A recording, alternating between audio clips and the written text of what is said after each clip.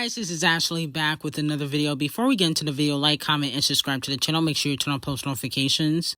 So Ckiminaj, Starships is now eligible for a diamond in the US, selling 10 million units. Ckiminaj will have 3 diamond records, tied as the female rapper with the most diamond records overall. And Ckiminaj will be the first female rapper with 2 solo diamond records. I know Titanic is panicking. Because when it comes to numbers, you know they want Botch and Bitter to compete with Ckiminaj. And I think Botch and Bitter already got 2 or 3. So they're going to try to update WAP and probably press and add a few millions to other singles Botch and Bitter has put out. So that way Ckiminaj ain't the only female rapper to have 3 diamond singles, okay, in the US. And to be quite honest, I think Nicki probably have more. They probably not completely updating most of her biggest singles intentionally. I do think she probably got more than 3. Now, moving on from that, Nicki Minaj also punks Megan Thee Stallion, okay? See, Megan Thee Stallion went on Club Shay Shay, and she has social media in an uproar because she said this in her interview. What female rapper was like, I like her, that's what I would like to, I'm not saying you want to be like that, but who did you listen to growing up? I'm gonna say this one more time. I used to want to be just like my mama. Really? Because my mama was a rapper. But my mama... What was her name? Hollywood. But my mama's favorite female rapper was Lil' Kim. Okay. So she put me on Biggie before she put me on Lil' Kim, and I used to love Biggie so much. I still love Biggie. But she was like, if you like Biggie, I got something for you. Let's go. So then she started playing me Kim, and I was like, what is this?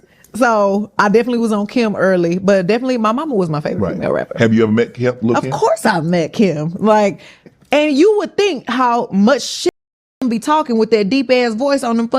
She's 6 foot tall. You would think she finna be tall as and just the voice finna be deep like that. I met Lil' Kim and she was like, hey, what's up? I was like, Kimberly, where's the real Lil' Kim? Cause this ain't Kim. She is so nice and she's so sweet and she gives just like baby girl energy. Like she is just so cute and petite and nice. And I was like, I cannot believe you are this sweet. Right. I love her. Now, a lot of fans were calling Megan Thee Stallion out for basically not naming Nicki Minaj after Nicki Minaj gave her her first hit single, Hot Girl Summer, and how she begged Nicki Minaj to do the song with her on Instagram Live when she was throwing shade at Botch and Bitter. Also, some fans are saying, well, you know, hypothetically, Nicki Minaj has dissed Megan Thee Stallion. Megan has dissed Nicki Minaj. And they're beefing right now, so that's why she didn't mention Nicki. But it's so funny because a few years ago, she did mention Nicki as her inspiration. The room with Nicki Minaj and making music with Nicki, it was just like, I was so grateful. Like, it was a great experience. Nicki, she was here before us. So, I mean, this is who we had to look at this time. So, definitely, Nicki has been an inspiration to me. So basically, Nicki Minaj used to inspire Megan Thee Stallion, but now because they're beefing, she no longer does. Okay, and I find it very funny that Megan Thee Stallion is mentioning Kim.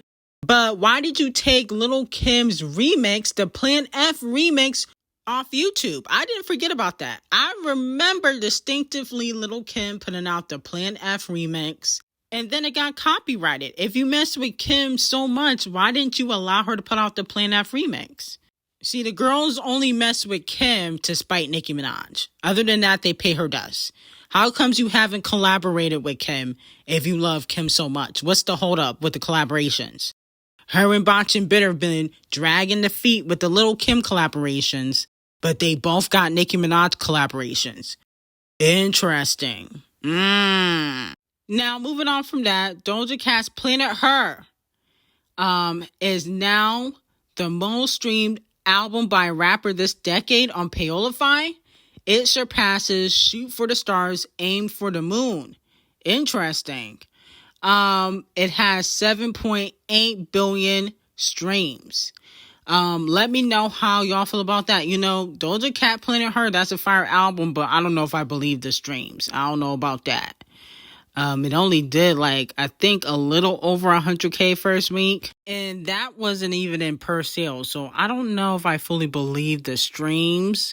But Planet Her is a good album. So I can understand why it has PÄY0ŁÄ. You know, RCA the Colorist did their big one when it came to the PÄY0ŁÄ. They should have given Scarlett the same PÄY0ŁÄ they gave Planet Her, but it would be unbelievable even more because no shade, Scarlett was trash. Okay, so let me know how y'all feel about that.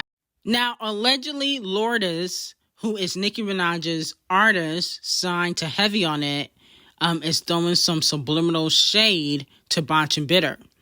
She tweeted, "Damn, a B really would do anything for clout. The level of disrespect. Meanwhile, Sparks J sips tea, cock the Uzi with the queen." Okay? Now, some fans were saying that Botch and Bitter snippet that she recently put online is really Nicki Minaj's artist, Lourdes.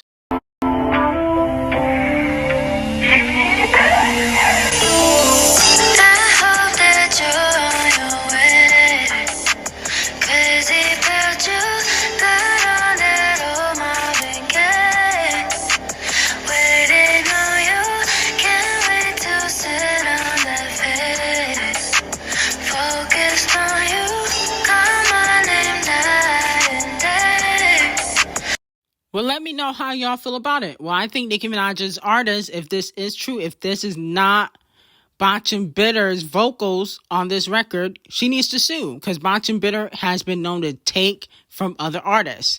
But another thing is the snippet to me sounds kind of trash. You know, I was listening to it and I was like, this is very mediocre. Okay, but mediocrity is not something that Cardi B is new to. Okay, she always puts out mediocre music since the beginning of her career, so I'm not really shocked, but this single to me was kind of trash. Then she posted another snippet.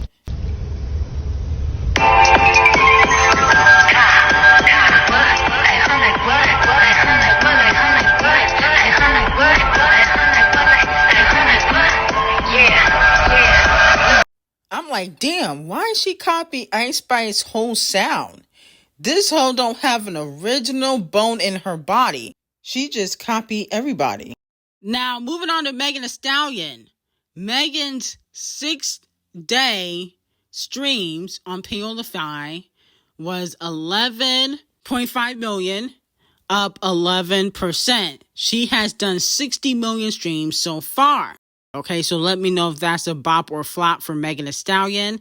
You know, people are saying that she will sell at least 60 to 70,000 first week. Not only that, Megan Thee Stallion featuring Yuki Shaba debuts at number 147 on global PÄY0ŁÄ with 1.4 million streams.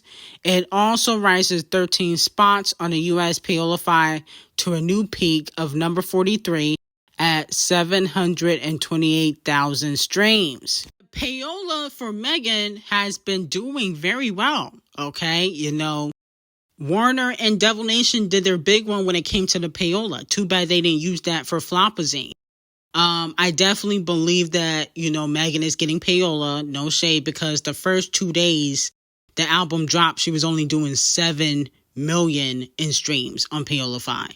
And I just don't think that people are really talking about this album for the streams to magically increase. I think that PÄY0ŁÄ was definitely added because they noticed that fans were clowning Megan Thee Stallion for flopping. Okay? Especially the Barbs. They saw the Barbs say, oh, Barb blackout. And so they were like, listen, we got to prove that we don't need the Barbs. So to me, that's why they added the PÄY0ŁÄ. Okay? So let me know how y'all feel about that. Now, moving on from that, a lot of fans are hoping that Queen B works with Victoria Monet on a song, especially after Queen B gave Victoria Monet a major cosign when Victoria and Tiana Taylor did their Usher tribute at the EBT Awards, okay? So a lot of fans are hoping that they will eventually work together. Me personally, I think that Queen B would definitely have Victoria Monet write her a song. But I don't know if she would ever have Victoria Monet be on a song with her because she might view Victoria Monet as competition. Victoria Monet, she can sing, she can dance, she has amazing star power and stage presence. Okay, Victoria Monet has one of the best stage performances when we're talking about the newer generation. No shade, I think she's a low-key a better performer than Walmart Yonsei. Okay, no shade. But I will say that I do think Queen B probably see Victoria Monet as competition. And I think the reason why she's acknowledging Victoria Monet, she's low-key saying, you know, I see you, I'm watching you. If I was Victoria Monet, I think, you know, she should be a little bit scared. Now, moving on from that, Sabrina Carpenter has replaced herself at #1 on the PÄY0ŁÄ global chart 3 times in just as many weeks. Please, please replaces Espresso atop of the July 2nd daily chart. You know, I like Espresso. I don't like Please, Please, Please. And low-key, no shade, I think Sabrina Carpenter is getting PÄY0ŁÄ too. Okay, no shade. I think she might be getting a little bit of PÄY0ŁÄ. There's nothing wrong with getting PÄY0ŁÄ if your label wants you to get it to push a record or make a record seem like it's doing better than it actually is. You know, that's what getting a push is about. So I'm not mad at it, but I definitely think she is getting some PÄY0ŁÄ. Now, moving on to Kung Fu Kenny. He dropped one of the best music videos in 2024 on the 4th of July. Okay, he was not playing around. You know, he had a scene that says, disclaimer, no OV hoes were harmed during the making of this video. Okay, which was, you know, kind of sneak dissing Champagne Thickums. He had the Avo Pinata that he was smacking around. You know, he had Whitney and his 2 children in the music video dancing to Not Like Us. And to be quite honest, this just makes Champagne Thickums look worse, in my opinion, because, you know, he was trying to say that the son that Kung Fu Kenny has is not really his, but the son looks just like Kung Fu Kenny. And if y'all was on my Patreon, I told y'all that both of Kung Fu Kenny's children are his, that Champagne Thickums was making that up. Okay, no shade. And I think that he probably didn't have any receipts on Kung Fu Kenny, so he just wanted to put that in there. Plus, Dave Free also directed the music video, which, you know, Champagne Thickums said that was the real father, and that's not true. Okay? With that being said, though, the music video was fire. My favorite part was the beginning where he plays a snippet of a new song that allegedly is going to be on his album. Okay? And the snippet sounds fire. Okay? One thing I would give Kung Fu Kenny, he knows how to strategically drop music. His team, whoever his team is, they need their tens. This is how you do a rollout for an album, especially after a beef. He did a pop-out concert on Juneteenth, and then he dropped the music video to Not Like Us on the 4th of July. Okay? That's a chess move, okay? Because people are in tune, they're watching. And I see a lot of dummies saying, oh, he's pushing it. You know, he's still going on. Not Like Us is getting boring and blah, blah, blah. And here's my thing. The song has only been out for 2 months, okay? And that's how you're supposed to roll out music. Victoria Monet just performed a 1-year-old song at the EBT Awards. All Right came out last year. Y'all wasn't complaining. And to be quite honest, that song flopped on the charts, okay? All Right did not even chart. It's a fire song, don't get me wrong. But it didn't do on the charts, and she still put out a music video and performed it at the EBT Awards. And honestly, I wouldn't be shocked if she performed it at the Video Music Awards. If a single is successful, you're supposed to be promoting it for months and months and months. That's how they used to do it. Y'all used to these one-hit wonders and microwavable singles that only last 2 weeks and then you forget about it because of TikTok. Okay? Kung Fu Kenny's an actual artist, not a TikTok artist. He's not a one-hit wonder. Now, moving on to Lana Del Rey and Quavo.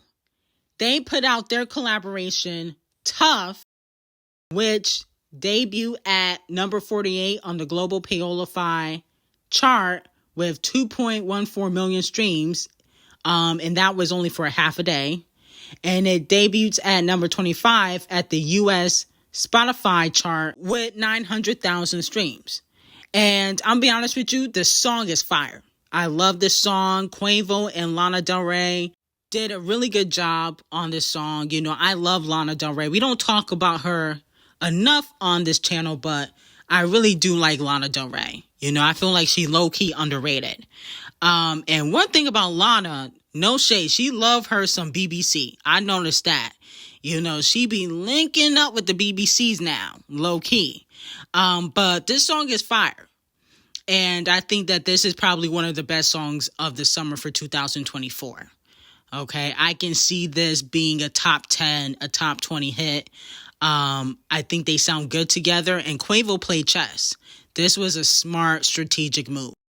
Now, Nicki previews a new snippet with David Guetta on Instagram. Y'all like that snippet? If you think she should put it out, it could be like an old song that her and David Guetta did a few years ago, or possibly before the hate train, and she probably going back to listen to it. So let me know how y'all feel about that. Now, moving on from that, Dopamine by Normani departs this week on the PÄY0ŁÄ 200 album chart. I guess it was only on the 200 album chart for 2 weeks. Okay, so that's what has been reported. And I'm like, damn. You know, Normani's album wasn't bad, but I will say that it was a little bit boring, okay? I feel like for the 6-year wait, it wasn't worth the hype, okay? And I just feel like, you know, no shade to Normani, you know, she should have done more. People are saying, oh, it's not Normani's fault. It is Normani's fault. You should have put out a music video for Candy Paint. Okay, the label won't pay for it. You need to pay for it. Didn't you pay for the Wild Side music video? Why didn't you pay for a music video for Candy Paint? Why wasn't there radio for 159 and Candy Paint? SZA, Victoria Monet, Coco Jones, they all get radio play. How comes you don't? Okay? RCA the colorists hate you that badly? Okay? It is your fault because you allowed the lacklusterness to seep through your whole album rollout, okay? For somebody that, you know, hasn't really put out music in 6 years, you know, it was a chop from the beginning. At least Camila Cabello, she had, you know, radio, she had, you know, decent collaborations, you know, she was doing promotion, she went to, you know, different festivals to do promotion, she just didn't do interviews on magazine covers. Like, you know, you got to go the whole 9 when, you know, you want things to sell, especially when you don't have a big fan base. And clearly, the Normani Nation ain't no damn nation, okay? It's more like a community, okay? A small community or a classroom. So, at the end of the day, you know, this is your fault. No shade. I'm sorry. But anyway, I got some very hot tea on Patreon I just dropped yesterday. Link will be in the description, and I hope you have a great day.